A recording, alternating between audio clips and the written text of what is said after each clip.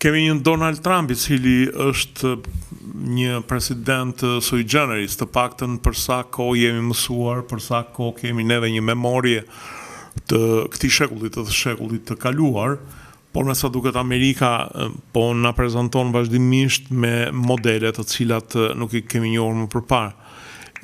I parafundit ishte Joe Biden, I cili ishte dukshëm me shenjat e demencës, dhe I fundit është Donald Trump. Por le të vim te politika ndërkombëtare ku ai tha që nuk do bëhet takimi Budapestit sepse nuk kemi çfarë diskutojmë.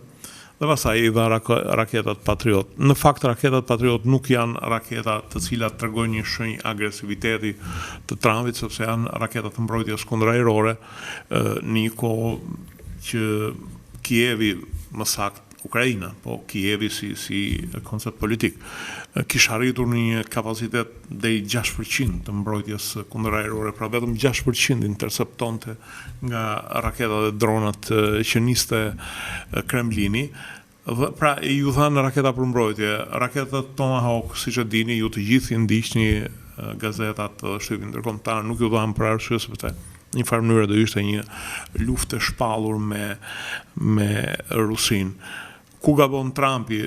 Trumpi ngatron biznesin me politikën. Duke qenë presidenti I Shtetet Bashkuara, ai nuk mund të jetë ai që zhvillon bisedimet, sepse vin pastaj në pjekën ku rusët tallen me të. Do të thënë gjithë talk show ose emisionet e prime time-it në Rusi talleshin me Donald Trumpin dhe talleshin pikërisht për këtë, sepse një president nuk mund të jetë negociator.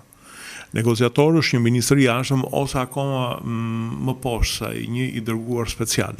Sepse një president shkon aty për të firmosur një diçka që është negociuar. Dhe ky është gabimi I Donald Trumpit I cili nuk harrin ta ndaj biznesin, ku në biznes gjithmonë negocion ai që është në vetë parë pronari I biznesit, me politikën, ku politika dhe diplomacia kanë disa masa të tjera dhe disa segmente të tjera të cilat merren me negocime dhe pastaj vjen presidenti dhe I vë vulën, nënshkruan. Kjo është edhe një ndër arsyet që rusët nuk e kanë marrë seriozisht, kjo është një ndër arsyet që shpeshherë autokratët duken më serioz. Nuk duken më serioz vetëm për faktin sepse janë autokrat. Putini, Erdogani, Xi Jinpingi, për të mos vazhduar me tjerët. Po, edhe kjo, se janë autokrat. Por, sepse kanë disa shkallë të cilat I njohin, shkallë në mënyrën se si sillet një shtet. Dhe duke u kthyer çështjes së Ukrainës është pak e vështirë që të kemi një paqe. Donald Trump mendoi që ashtu si në biznes mund mbyllte një marrëveshje dhe kjo histori mbyllet. Mirë po, në politik përveç se diskutimeve dhe levardive të ekonomike ka shumë të bëj edhe background I historik, historia e popujve, konceptet që ata kanë për njëri tjetrin e shumë arsye të tjera. Është edhe një arsye tjetër e fortë që Rusia nuk mund të bëjë një paqe siç do Trump për faktin sepse do Trump. Personalisht mendoj që Trump është një njeri që do paqe, nuk është një fan I luftës, nuk është një president luftënxitës. Por ai nuk arrin ta kuptojë që luftrat nuk bëhen për inate personale ose për arsye banale. Luftrat kanë arsye më të thella dhe për të pushtuar duhet të plotësohen këto arsye për cilat janë nisur. Rusia në fillim kërkoi të ishte pjesë e Europës, gjë që nuk u pranuan pikërisht nga amerikanët, është ajo shpreha e famshme që u tha NATO-ja u krijua për të qenë amerikanët brenda, rusët jashtë, gjermanët poshtë.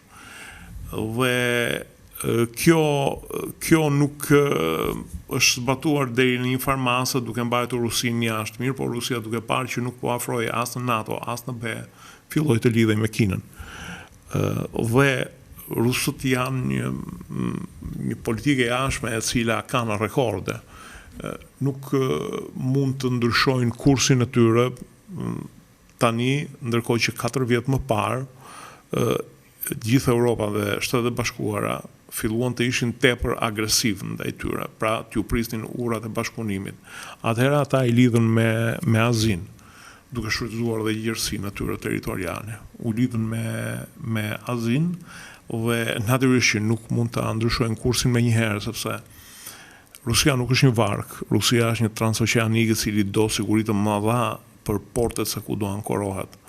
Dhe Europa dhe Shtetet e Bashkuara tani janë për të një port i pasigurt, që herë japin furnizim me herë si japin, herë japin ushqim me herë si japin, herë japin karburant, herë si japin.